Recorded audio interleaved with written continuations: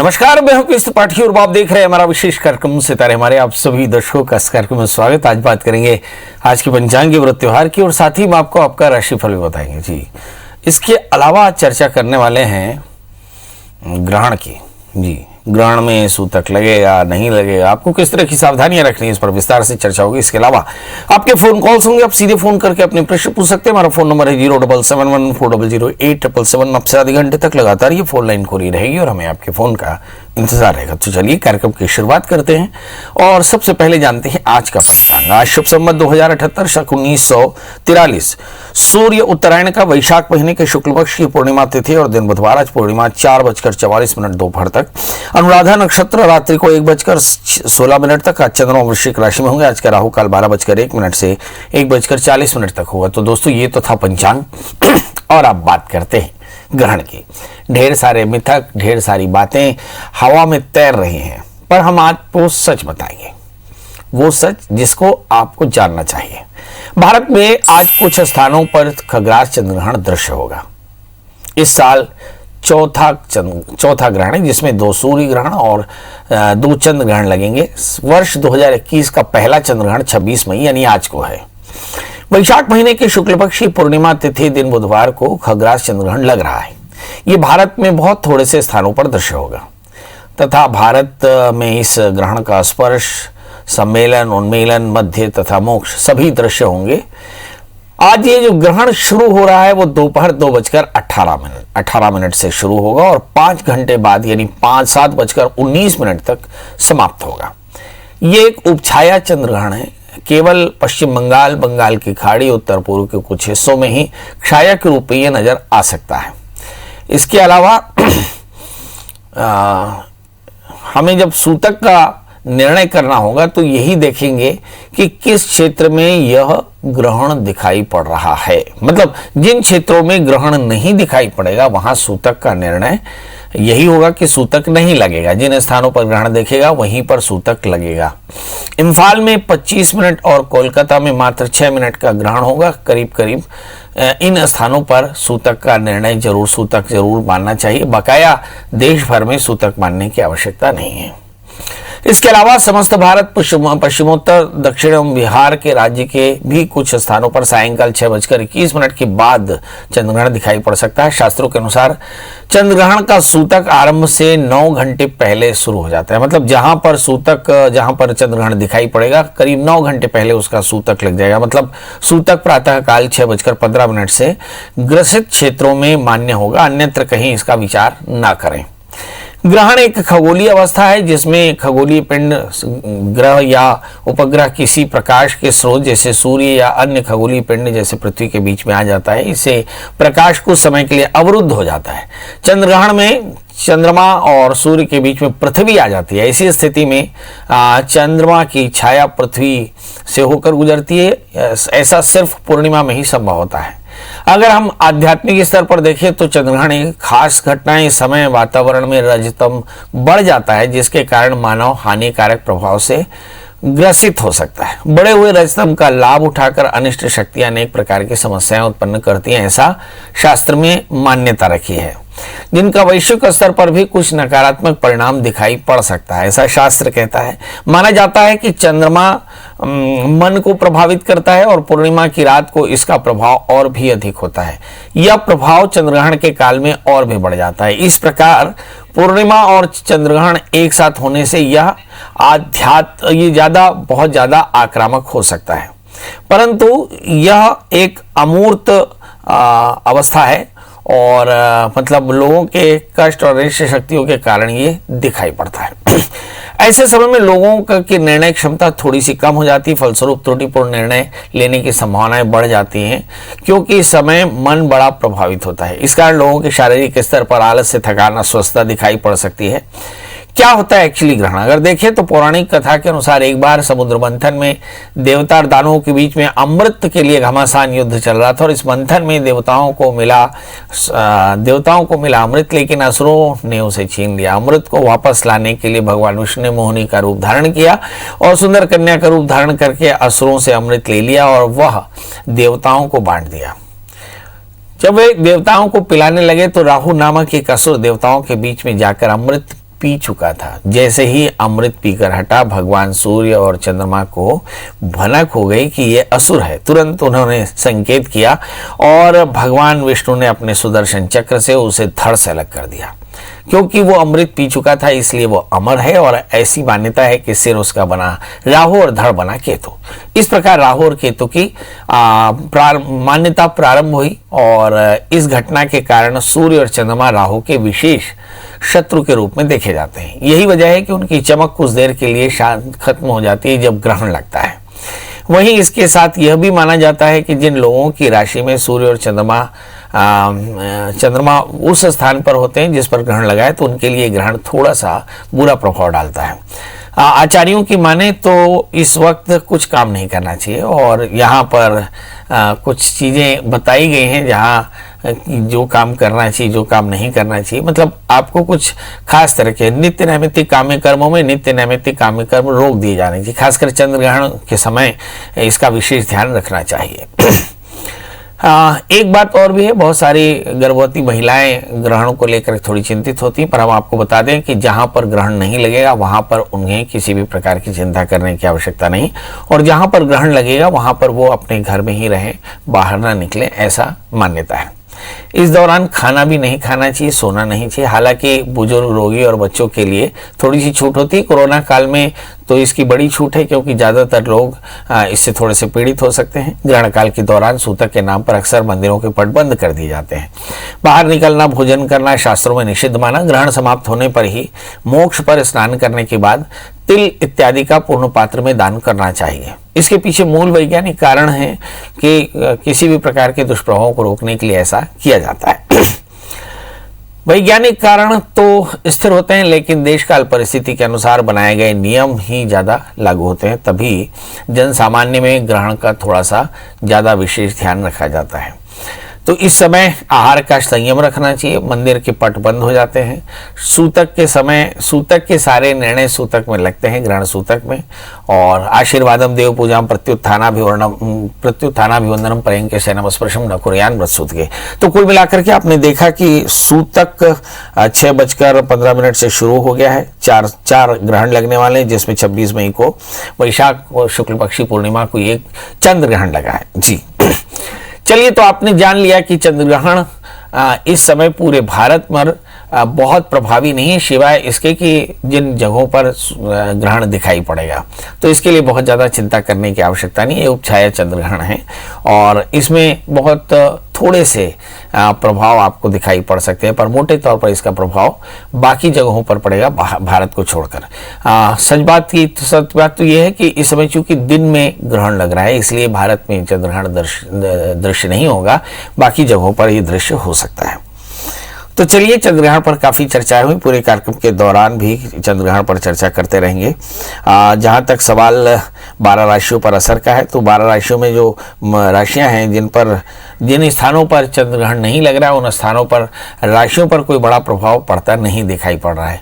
मगर हम अपने कार्यक्रम के दौरान उन राशियों पर चर्चा जरूर करेंगे जिन राशियों पर ग्रहण लग रहा है। चंद्रग्रहण पर चर्चा कर रहे हैं, और चंद्रग्रहण जैसे मैंने कहा कि आज चंद्रग्रहण है, और चंद्रग्रहण में बहुत सारे लोगों की क्यूरियोसिटी होती है कि आखिर चंद्रग्रहण में क्या होने वाला है, चंद्रग्रहण कितने बजे लगेगा, किन किन पर असर होगा। तो हम बता दें कि चंद्रग्रहण इस समय भारत के कुछ क्षेत्रों में ही दिखाई पड़ेगा, अलावे पूरे भारत में चंद्रग्रहण नहीं दिखाई पड़ेगा, इसलिए उसकी चिंता करने की आवश्यकता बिल्कुल नहीं।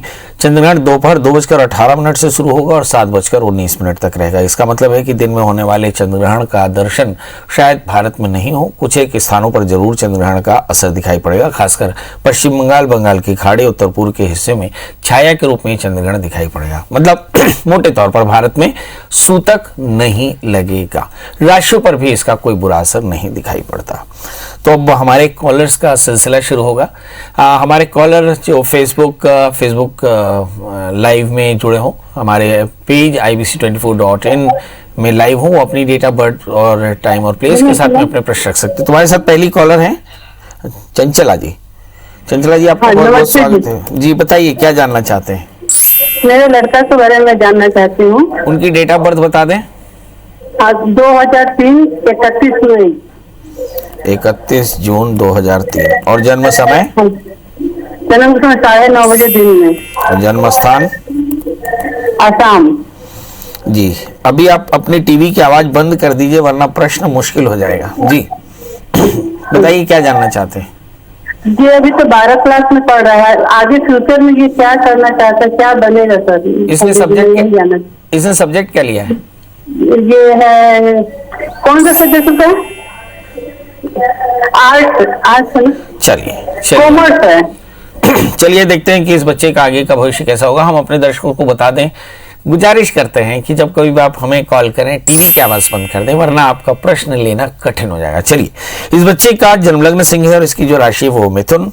11वें स्थान में शनि, सूर्य, बुध और चंद्रमा बैठे हैं। थोड़ा सा स्वभाव में चिड़चिड़ापन हो सकता है। दशम स्थान में राहु, जीवन में थोड़े से व्यवधान। 7वें स्थान में मंगल, शादी के समय मंगल का बहुत विचार करना होगा। 8वें स्थान में बृहस्पति है, स्थान परिवर्तन का योग यानी विदेश यात्राओं के योग बड़े प्रबल होंगे। जहां तक सवाल इस बच्चे के भाग्य का है तो इस समय राहु की अंतरदशाएं समाप्त हुई, मतलब गुरु में राहु की अंतरदशाएं समाप्त हुई। शनि की महादशा और शनि का अंतर 7 जून 2021 से प्रारंभ होगा। अब ऐसी स्थिति में अब जब शनि की दशा चले और शनि तृतीयेश हो, सप्तमेश और षष्ठेश होकर के 11वें स्थान में हो तो दो चीजें एकदम याद रखिए। इन दिनों में बच्चों को थोड़ी सी सर्दी की परेशानी और स्वभाव में एरोगेंस, चिड़चिड़ापन हो सकता है, क्योंकि ये समय शनि की दशाओं में स्वभाव में एरोगेंस बढ़ता है और फ्रेंडशिप की आदत थोड़ी सी बढ़ती है। तो सवाल यह है कि ऐसी स्थिति में करना क्या चाहिए। तो बच्चे को शनिवार का व्रत करना चाहिए, काले तिल काले उड़द का दान करें। इस बच्चे के लिए 4 कैरेट का माणिक और 4 कैरेट का मूंगा धारण करावें। बच्चा हनुमान जी का दर्शन करे, हनुमान चालीसा का पाठ करे तो आगे चलकर करियर अच्छा रहेगा। याद रखें कि आगे चल करके इस बच्चे को कॉमर्स लेकर के एमबीए और एमबीए के बाद में बैंक्स में इसे कोशिश करनी चाहिए। जी अंजलि जी, आपका बहुत बहुत स्वागत है। टीवी की आवाज बंद कर दें फिर प्रश्न करें। डेट ऑफ बर्थ, टाइम और प्लेस बताएं। हेलो। हाँ जी, डेट ऑफ बर्थ, टाइम और प्लेस बता दें। 30 जुलाई 94 तक। 30 जुलाई 1994। समय बता दें। हाँ जी, 6:55 शाम के। जी 6:55। 6:55। जी जी जी जन्म स्थान? दमोह। जी दमोह दमोह। आप क्या स्पीकर फोन से बात कर रहे हैं क्या?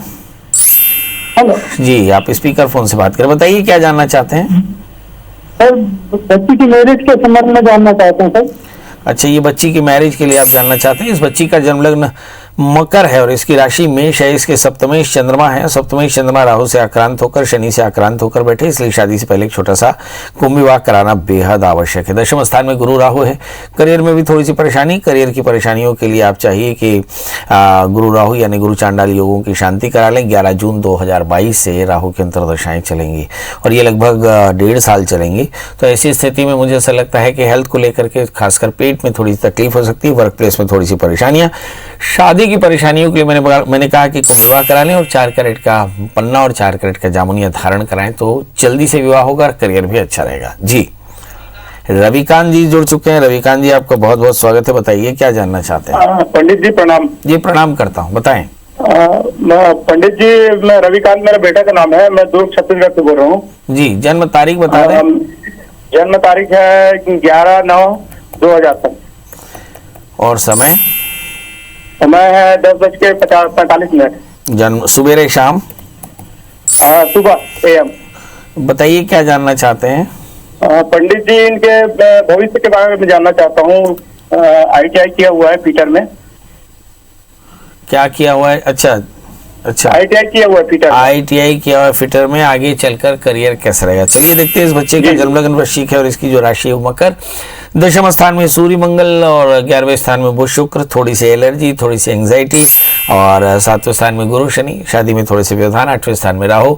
लाइफ में काफी ज्यादा फ्लक्चुएशंस हैं। बड़ा प्रश्न क्या करना चाहिए इसे? एक 4 कैरेट का मोती और 4 कैरेट का टोपाज धारण कराएं। दूसरा, करियर बेहतर हो इसके लिए सोमवार का व्रत करें, भगवान शिव का पूजन करें और खूब मन लगा करके फॉर्म भरते जाए, क्योंकि इसको अभी तो दशाएं इसकी 13 मार्च 2021 तक शुक्र के अंदर दशाएं चली और वैसे भी कोरोना काल रहा तो बहुत अच्छा तो कुछ नहीं रहा होगा, मगर अप्रैल 2021 के बाद जब सूर्य के अंदर दशाएं चली हैं तो मुझे ऐसा लगता है कि आने वाले 1 वर्ष के भीतर इन्हें नौकरी मिल सकती है यदि ये प्रयास करें।